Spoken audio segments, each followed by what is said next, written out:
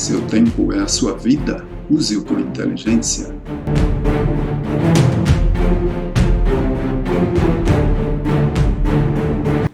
A parábola de hoje traz uma verdade muito maior do que apenas a história de dois homens que sobem ao templo para orar.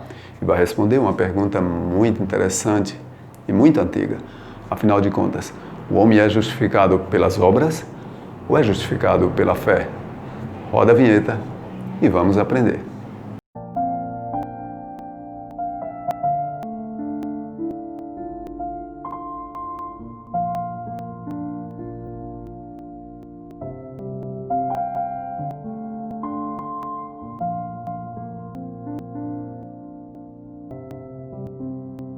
Essa parábola está no Evangelho de Lucas, no capítulo 18, do versículo 9 ao 14.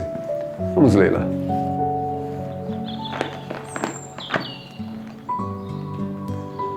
Propôs também esta parábola a alguns que confiavam em si mesmos por se considerarem justos e desprezavam os outros.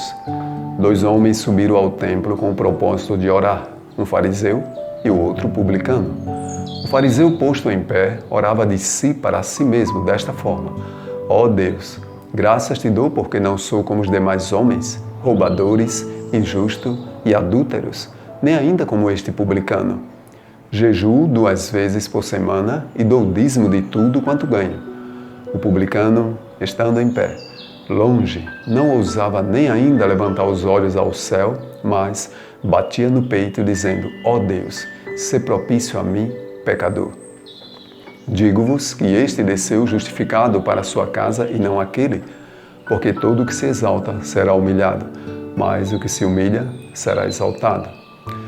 Jesus tinha como uma de suas características o ensino através dos contrastes. Percebemos nas personagens da parábola do fariseu e o publicano uma representação dos dois grupos em que os adoradores de Deus estão divididos. Aqueles que se julgam justos por praticarem boas obras e, portanto, merecedores das bênçãos de Deus, e aqueles que se julgam indignos e pecadores e, portanto, não se acham merecedores de nenhum favor dos céus. A parábola nos faz refletir na visão que temos de nós mesmos diante de Deus. A forma como você se vê diante de Deus irá determinar o seu comportamento para com Ele, você sabia? Essa visão de si mesmo é tão séria que poderá nos fazer pensar que estamos a cultuar a Deus quando, na verdade, poderemos não estar. É um erro pensar que apenas pelo fato de sermos religiosos e frequentarmos uma igreja, a salvação já está assegurada. Verdade é que muitos crentes ficarão surpresos quando Jesus voltar para levar os seus escolhidos e eles ficarem de fora. Essas duas visões de si mesmo em que a humanidade está aqui representada é bem antiga. Percebemos-la já com os filhos de Adão, Caim e Abel. A Bíblia apresenta os dois homens cultuando a Deus de duas maneiras diferentes. É dito que Caim levou do fruto da terra uma oferta ao Senhor e que Abel levou uma ovelha como oferta também a Deus. Gênesis 4, 3 e 4. O Senhor Deus se agradou da oferta de Abel e não da de Caim. Gênesis 4, versos 4 e 5. Nós conhecemos o resto da história. Caim se revolta e mata seu irmão caçula, infelizmente.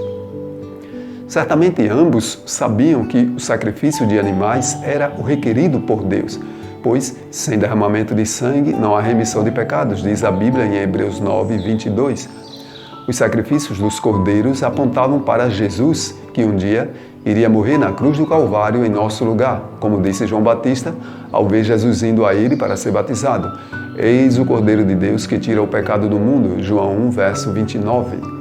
Por mais bem intencionado que Caim pudesse parecer aos olhos humanos, sua forma particular de querer adorar a Deus, levando as possíveis frutas, verduras e hortaliças ao Senhor, demonstrava apenas um coração rebelde que não queria permitir ser conduzido pelas orientações dadas por Deus, e hoje a maioria da humanidade tem feito o mesmo, concernente aos reclamos da palavra de Deus, a Bíblia. Naquela época, o fariseu era uma classe de judeu extremamente religiosa e bem rigorosa com o cumprimento dos detalhes da religião. Muitos os tinham como aqueles que mais fielmente cumpriam os deveres religiosos. Já os publicanos eram mal vistos por seus conterrâneos, pois eram cobradores de impostos que arrecadavam para o Império Romano. Algumas vezes o termo publicano era o equivalente a pecador, já que eram considerados traidores pelos seus patrícios judeus. Certa vez os fariseus criticaram até a Jesus quando este comia com publicanos. Ora, vendo isto, os fariseus perguntavam aos discípulos: por que come vosso mestre com os publicanos e pecadores? Mateus 9, verso 11. Com esse mesmo espírito de não se julgar ser um pecador, entrou o fariseu no templo. Ele não fora buscar o perdão de Deus, já que não achava que tinha pecado. Também não foi adorar a Deus, pois suas palavras demonstravam outra coisa. O que ele foi fazer então na igreja, no templo? Sim, afinal. Vamos prestar atenção no que ele fez. Primeiro ele diz: ó Deus, graças te dou porque não sou como os demais homens. O fariseu compara a si mesmo com os outros, quando na verdade deveria comparar-se com Deus para ver sua real situação. E ele continua: roubadores, injustos e adúlteros, nem ainda como este publicano. Agora o fariseu cita os erros que ele julga que os outros homens têm.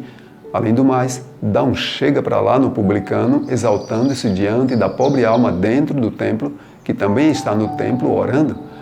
Vê-se claramente neste homem o tipo de crente que diz: fica onde estás, não te chegues a mim, porque sou mais santo do que tu. Isaías 65, verso 5. Continuando sua oração, ele diz: jejuo 2 vezes por semana e dou dízimo de tudo quanto ganho. Aqui ele enumera para Deus sua lista de boas ações, julgando com isso ter o direito de ser abençoado por Deus. Ao querer ressaltar sua justiça própria, notamos aqui um conceito bem antigo que é o da salvação pelas obras. Contudo, a salvação nunca será pelas obras, e sim pela graça através da fé. Conforme disse o apóstolo Paulo: porque pela graça sois salvos mediante a fé, e isto não vem de vós, é dom de Deus, não de obras, para que ninguém se glorie. Efésios 2, versos 8 e 9. Apesar das boas obras fazerem parte da vida do cristão e ser um dever solene para cada um de nós praticá-las, elas nunca poderão pagar a salvação de uma única alma sequer, pois, se o homem pudesse comprar sua passagem para o céu com suas boas obras, não haveria necessidade de Cristo ter morrido em seu lugar, pagando dessa forma o preço por ele. Se alguém pensa que em querer salvar-se usando as boas obras como trampolim, está redondamente enganado, pois não há 2 métodos de salvação na Bíblia, mas apenas um. E esse é pela graça, através dos méritos de Cristo Jesus. Agora vejamos a oração do publicano. Ó Deus, sê propício a mim, pecador. Quanta diferença dessa oração para outra, a começar pelo tamanho. Apesar das poucas palavras, percebe-se aqui que esse homem tinha um forte senso de sua indignidade na presença de um Deus santo. Não busca fazer comparações, nem apresentar algo de bom que tivesse feito. Só desejava receber em seu coração a paz e o perdão divino. Ele conseguiu o que buscava. Percebemos isso nas palavras de Cristo quando disse: digo-vos que este desceu justificado para a sua casa e não aquele. Lucas 18, verso 14. Podemos perceber também nesses 2 grupos representados aqui nessa parábola, fariseu e publicano, semelhanças na vida do apóstolo Pedro, você sabia? Antes de negar a Cristo, achava-se forte e era extremamente presunçoso, semelhante ao fariseu da parábola. Contudo, posteriormente percebera que era tão fraco quanto o publicano. Certo dia, Cristo advertiu aos seus discípulos com as seguintes palavras: todos vós vos escandalizareis, porque está escrito: ferirei o pastor e as ovelhas ficarão dispersas. Marcos 14, 27. Disse-lhe Pedro: ainda que todos se escandalizem, eu jamais. Marcos 14, 29. Pobre Pedro, cheio de presunção, começa a se comparar com os outros discípulos, achando que era mais forte que eles. Jesus então lhe responde: em verdade te digo que hoje, nesta noite, antes que 2 vezes cante o galo, tu me negarás 3 vezes. Mas ele insistia com mais veemência: ainda que me seja necessário morrer contigo, de nenhum modo te negarei. Marcos 14, versos 30 e 31. Após Jesus ter sido preso pelos soldados romanos, diz a Bíblia que Pedro estava assentado fora no pátio quando uma criada lhe disse: também tu estavas com Jesus, o Galileu. Ele, porém, o negou diante de todos, dizendo: não sei o que dizes. E saindo para o alpendre, foi ele visto por outra criada, a qual disse aos que ali estavam: este também estava com Jesus, o Nazareno. E ele negou outra vez com juramento: não conheço tal homem. Logo depois, aproximando-se os que ali estavam, disseram a Pedro: verdadeiramente és também um deles, porque o teu modo de falar o denuncia. Então começou ele a praguejar e a jurar: eu não conheço esse homem. Imediatamente cantou o galo, diz a Bíblia em Mateus 26, versículos 69 ao 74. Pedro não conhecia a si próprio e sua autoconfiança o derrubara de sua plataforma presunçosa. Quando o olhar de Cristo cruzou com o de Pedro, este chorou amargamente. Pedro se arrependeu e nunca mais confiou em si mesmo, mas somente em Jesus. O orgulho e a presunção é o pecado mais perigoso para o homem em relação à sua vida religiosa, você sabia?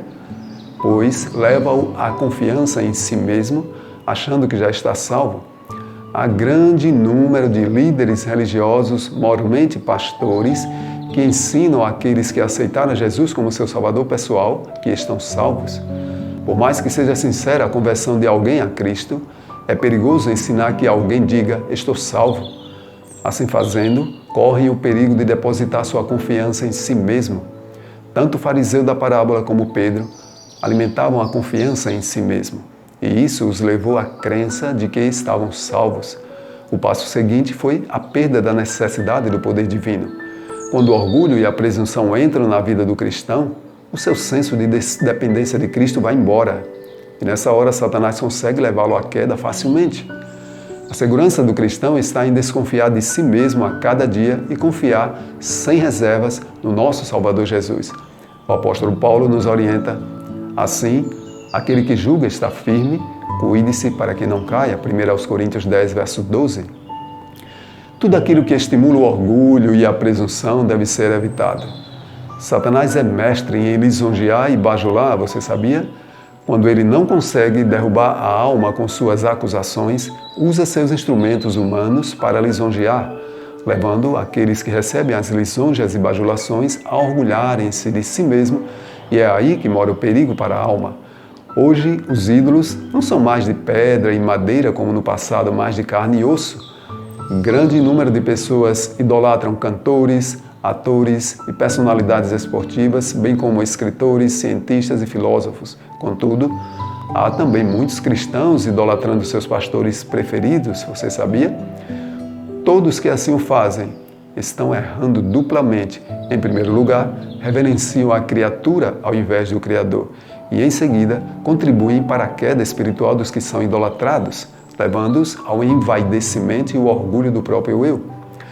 Apesar do fariseu ser extremamente religioso, a forma como se enxergava, sem reconhecer a própria indignidade e sem sentir a convicção de pecado, estava impedindo o Espírito Santo de Deus de atuar na transformação de seu caráter. O Espírito Santo não consegue atuar na vida de um homem enquanto este se encontra cheio de justiça própria, você sabia? Só aquele que julga ser um pecador pode ser salvo por Cristo. Ele próprio disse: os sãos não precisam de médico, e sim os doentes. Não vim chamar justos, e sim pecadores ao arrependimento. Lucas 5, 31 e 32. A falta do conhecimento de si mesmo conduz o homem a se estribar em sua visão equivocada de justiça própria, levando-o a crer na doutrina da salvação pelas obras. E quanto mais ele assim pensar, mais distante se coloca do conhecimento de quem é Cristo e de seu maravilhoso plano pautado na justificação pela fé. Quando aprendermos a contemplar a Cristo, a sua vida, pureza, seu caráter santo, então enxergaremos de fato quem somos, com nossos defeitos, fraqueza, insuficiência e total incapacidade de acrescentar 1 grama que seja na balança de nossa salvação. Nossa certeza será aquela que tinha o apóstolo Paulo a dizer: porque eu sei que em mim, isto é, na minha carne, não habita bem nenhum. Romanos 7, verso 18. Se quisermos crescer na caminhada cristã, meu amigo e minha amiga, precisamos eliminar de vista o próprio eu e deixar que Cristo somente apareça e seja exaltado. Como o publicano da parábola, quanto mais nos aproximarmos de Deus, tanto mais envergonhado o nosso eu parecerá aos nossos olhos, ao comparar a glória do Senhor em contraste com nossa imundícia. Então, ao buscar o perdão de Deus em profunda humilhação, receberemos as palavras de Cristo. Este desceu justificado para a sua casa e não aquele, porque todo que se exalta será humilhado, mas o que se humilha será exaltado.